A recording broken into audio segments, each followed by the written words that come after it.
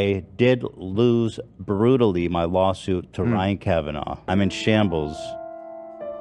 Actually, there's truth to that. What is up, guys and girls, and welcome back to the Tom Dark channel. I'm your host, Tom Dark, and today we will be talking about Ethan Klein once again. Wow, Ethan, great moves. Keep it up. Proud of you. I'm not even going to qualify this with like, oh, well, I just need to talk about him again because, I mean, clearly I find this drama and, his lore overall pretty entertaining. But this is actually in regards to a lawsuit filed a while ago by Ryan Kavanaugh, an American film financier and someone with a lot of connections to Hollywood. He's also the owner and I believe main operator of Triller, which is a video sharing platform. It's an app basically most well known for hosting pay-per-view fights, including those in the celebrity world. Well, Ethan decided to admit on his live stream to pirating one of those celebrity fights, and it kind of spiraled into this whole drama with Ryan Kavanaugh, who, as I said, is the owner of Triller, and obviously, there was a big controversy last year about people pirating the fights, and it was a whole thing. So for someone like Ethan, who has a huge platform to talk about that, is probably detrimental to his business in some way, or at least he perceived it to be. And it basically turned into this slap fight between Ethan and Ryan, with a whole bunch of going on, including lawsuits, as I mentioned before. As far as I know, there have been 4 lawsuits in total, 2 of which Ethan managed to win. We'll start this off with an article from TubeFilter, which, as far as I know, is a pretty decent publication. They tend to do a good job with their articles and fact-checking, and this article from 1 year ago is titled, Ethan and Ela Klein say they've prevailed in 2 of 4 lawsuits. YouTubers Ethan and Ela Klein of H3H3 Productions and the clothing brand Teddy Fresh have prevailed in 2 of 4 lawsuits filed against them by video company Triller and its founder Ryan Kavanaugh, which has spawned a nasty battle on social media between the 2 parties. The first lawsuit in question regards comments made on the H3 podcast, wherein Klein said Triller had falsely advertised that Kevin Hart was using its app. Triller, per Dexerto, said Klein was lying and filed its suit on the basis of tortious interference or intentional damages to its business relationships with a third party. So basically here they were mad at Ethan and Ela because they were like, oh, well, Kevin Hart doesn't actually use this app, okay? He's just shilling it. And Ethan was like, oh yeah, they're definitely shilling it. And so Ryan Kavanaugh is like, oh, well, now we need to file a lawsuit against them, right? Because they're trying to interfere with our advertising, which honestly is a surprising thing to file a lawsuit over. I feel like it's not that big of a, deal, but anyway. In response, Klein filed an anti-SLAPP motion, which was granted. Anti-SLAPP motions seek to clamp down on lawsuits filed to intimidate or silence free speech by burdening defendants with costly legal fees. The fact that the motion was granted, explains legal expert and YouTuber Emily D. Baker, means the suit cannot be refiled and Klein can seek legal fees and costs from Triller. Baker notes that the court ruled that the personal defamation suit is related to the now dismissed Triller suit and that it is in front of the same judge, which is a meaningful win for Klein. So, as of a year ago, it looks like maybe they would come out on top of all of these lawsuits, right? Ryan Kavanaugh did not have the upper hand. But today, it looks like the Kleins are getting owned just a little bit over a year later. I honestly kind of feel for them, and it's not like I want to, right? But it must be stressful to be dealing with so many lawsuits on a constant basis. I would probably be my pants. But here they are just going forward with their lives the best they can, doing their show and such. Kind of commendable in a way. So the way that a lot of people found out about this is from an article titled, Ryan Kavanaugh wins SLAPP motion, Ethan Klein loses with damages potentially in the millions. And when I saw this article and read it for the first time, I was like, what is going on here? Because it is a pretty raunchy article, I gotta say. Typically the media is not very critical of the Kleins, but in this case, this article really went in on him, and even I would say maybe went a little overboard with the claims made. I saw that Ethan did a segment on his podcast reacting to it, and Augie also did a video where he went over it and was just kind of like, this article is nuclear. Holy this article, dude. It's just so nuclear. It's so insane. It's so nuclear. Ethan talks about getting slandered by the media all the time. This would be the first time where if he complained about that, I'd be like, Now, Ethan Klein himself seems to think that Ryan Kavanaugh had something to do with the release of this article. Let's read this article that Cav put out. Yeah, did we ever cover the article that we are? First of all, when I say Cav put out, let me just emphasize that this is all speculation. I don't know if Cav was involved in producing this article. I do know that the amount of people who would care about producing this article is about 1.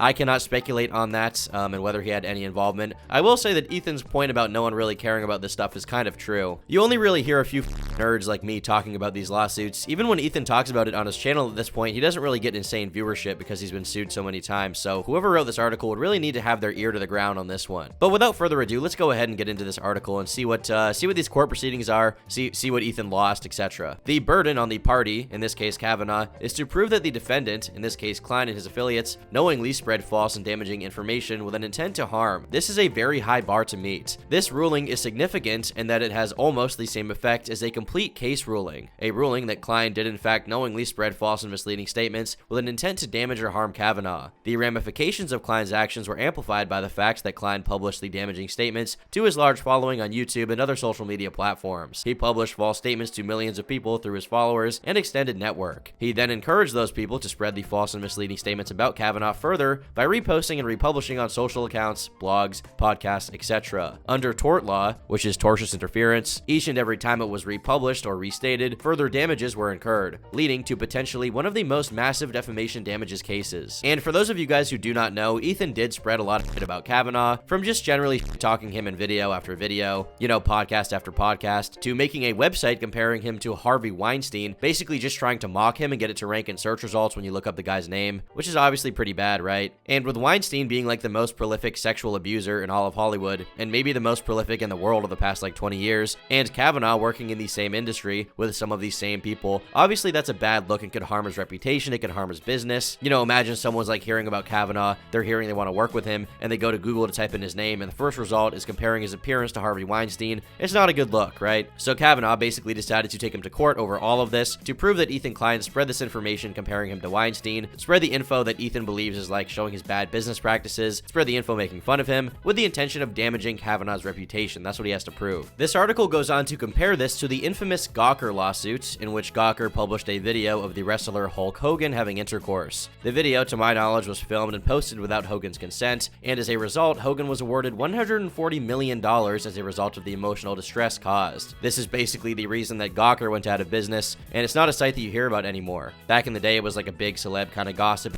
talk site. Now it's gone because of this lawsuit, right? And this lawsuit is basically tapping into the idea that if you spread information about someone that should be private or could knowingly damage their reputation and causes them some damage or emotional distress, harm to their business, then you can be taken to court for that. And in this case with Ryan Kavanaugh, they're claiming that this would be basically on the same level. I personally would say it's not, because in the case of Hogan, the video was published without his consent, but with the case of Ryan, like, this is all public info that Ethan would just decided to talk about, right? Adding on the comparison of Weinstein, etc. In my opinion, what Ethan did is basically on the same level of talking someone and memeing them. You can criticize his actions, but I would probably defend his right to say what he said and not face legal repercussions. But with these Hollywood types, if you go too far out of line and you do this, you do risk dealing with their lawyers and whatever they want to throw at you, and just to see if it sticks, right? Anti-SLAPP, as explained earlier, is basically a motion you can file in a lawsuit, which is designed to promote and protect freedom of speech. It's a big deal in California, and it's basically to stop people who have a ton of money and can just sue you relentlessly from filing lawsuit after lawsuit against you. I mean, without it, hypothetically, you could just sue someone for whatever in regards to what they say about you and get them caught up in litigation, and that can take years. Anti-SLAPP, at least the idea behind it, is that it's designed to protect against those types of people. However, after submitting an anti-SLAPP for this lawsuit, the judge actually shot it down, meaning that the lawsuit will continue. And obviously, Ethan is not happy about that. This time it was denied by the judge.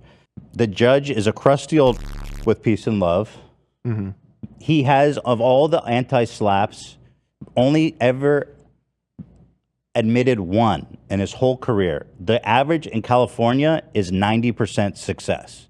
Whoa. This crusty old has never granted an anti-SLAPP, only one time in his whole career. And this is why the article came out in the first place. Individuals with highly vocal followings can be overwhelming and extremely damaging to personal and business relationships. Oftentimes, attempts to stop or reason with these groups only further emboldens and excites them, leading to further attacks. Emboldened groups looking for approval from their leader can be steered in a negative direction, leading to a plague of internet trolling, destroying businesses and lives. Unfortunately, as Ryan Kavanaugh is a business person, one of the factors that large institutions, banks, and companies assess is what is called reputational risk when deciding on whether to do business with the party or not. When harmful and untrue information, such as in this case, is published and disseminated, it will usually trigger the reputational risk, such that doing business becomes much harder, if not impossible. And so this article here is basically outlining that in the opinion of the writer, and clearly the opinion of Kavanaugh and his lawyers, Ethan basically runs this like cult of viewers who he spreads information to, misinformation, and that can ruin people's lives and interfere with their businesses. There is a very strong strong sort of anti-Ethan bend to this article, you know, in my opinion, and perhaps anti-internet activity in general, with them saying that trolling is like too out of bounds and it's not okay. Stop those nasty internet trolls. The article weirdly goes on to like humble brag about Kavanaugh's achievements and call him like a successful guy who has brokered $20 billion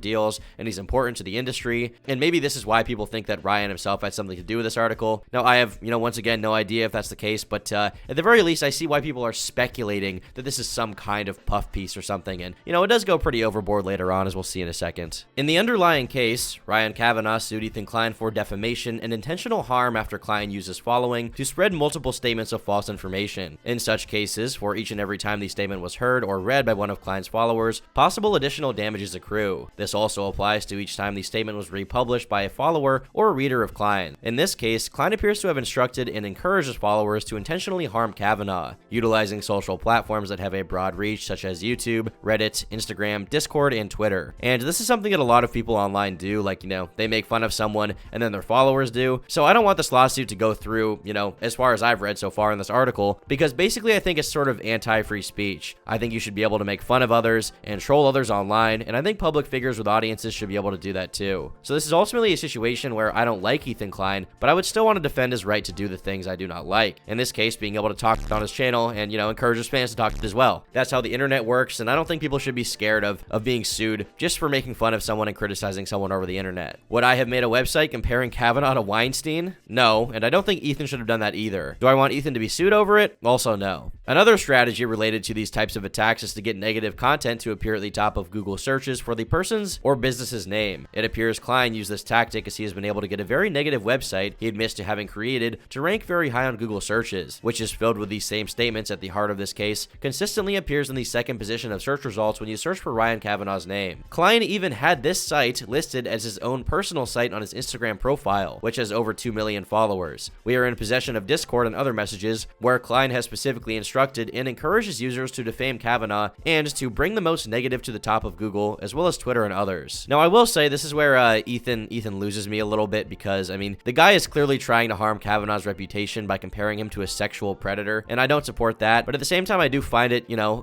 a little funny. It's a little funny, okay? And I think that the website itself should be protected under freedom of speech and freedom of expression. I don't think the website is liable. The search result ranking, though, I mean, maybe, honestly, he does deserve to get owned a little bit for that, right? That is pretty nefarious, especially if it got to the second search result when you search the guy's name. That's up. I get you don't like Kavanaugh, Ethan, but this is just straight up, like, kind of evil teenage girl stuff, like pinning a mean message to some blocker, but with actual, like, business and legal repercussions. I don't know why they thought this was a good idea. Ethan is one of those people where I kind of wish he had someone in his ear being like, hey man, maybe that is not such a great idea after all. Maybe you shouldn't do that. Kavanaugh also claims that Klein influenced others to alter Kavanaugh's Wikipedia page. It appears to have been rewritten by individuals likely paid directly or indirectly by Klein. Quoting Klein in a missive to his followers, make Kavanaugh's Wikipedia read as bad as possible. Klein succeeded in his goal to have Kavanaugh's Wikipedia page filled with false and erroneous information. Klein evidently has 2 or more Wikipedia editors that he likely pays to make edits to Kavanaugh's and other Wikipedia pages, who go by the names Throst and Popoki35. As can be seen from a simple wiki history search, these individuals spend 90% of their time destroying Klein's enemy du jour's Wikipedia pages/profiles while making positive changes to Klein's and H3's profiles/pages. You can view their activity logs on Wikipedia and clearly see that a majority of their activity over the past year has been spent on making defamatory edits to Kavanaugh's Wikipedia page while propping up H3 and the Kleins. Okay, honestly, I don't know what Kavanaugh could have done to deserve this, but what the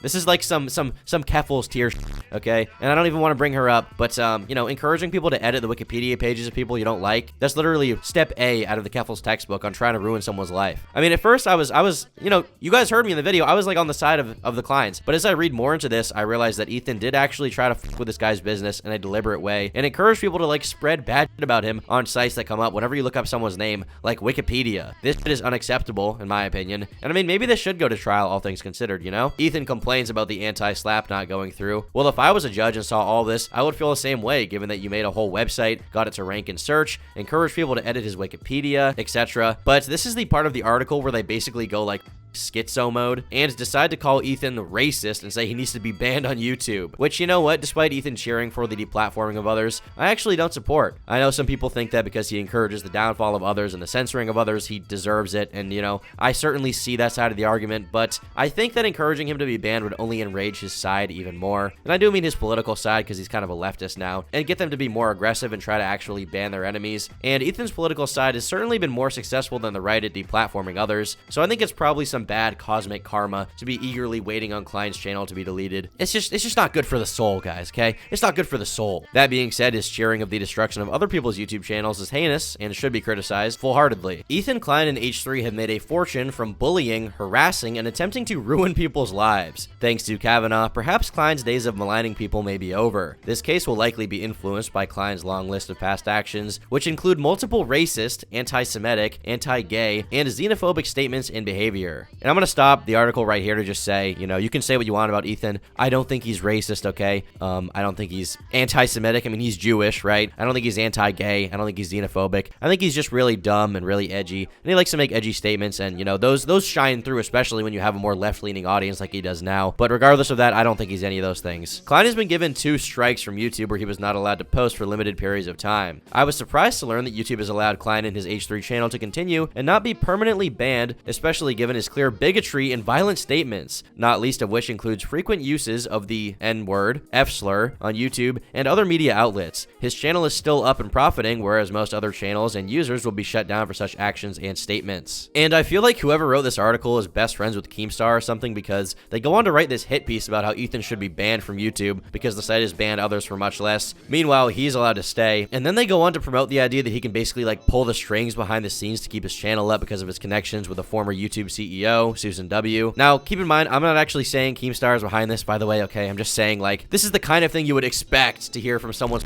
Twitter account, from Keem's Twitter account, not an article from the Tech Times that ranks high in search results when you look up Ethan Klein. I guess this is kind of a little bit of payback for what Ethan did to Kavanaugh, yeah? You can do a Google search for Ethan Klein and Susan Wojcicki to find dozens of online sources referencing their relationship that clearly gives Ethan a special treatment and the ability to publish content that would get most other creators banned. As we recently have learned from the Twitter files released by its owner, Elon Musk, certain people are given special weight based on their relationship with Twitter or other status. It seems YouTube does the same. I mean, this article just goes in on him and basically does like the Ethan Klein hater treatment in a way I just did not expect, okay? They even include the famous NF clip from the H3 podcast with iDubbbz. In Klein's own words, bragging about how he can say whatever he wants with no consequence, YouTube can't cancel me. I just love how the words roll off your tongue. N-word, F-slur. I really hate having to censor myself on YouTube. Even in context, I can't say this. Whatever. Just how it is now. I mean, they basically paint him as if he's running the Daily Stormer in this article and not just like his YouTube commentary podcast, right? They absolutely take a giant diarrhea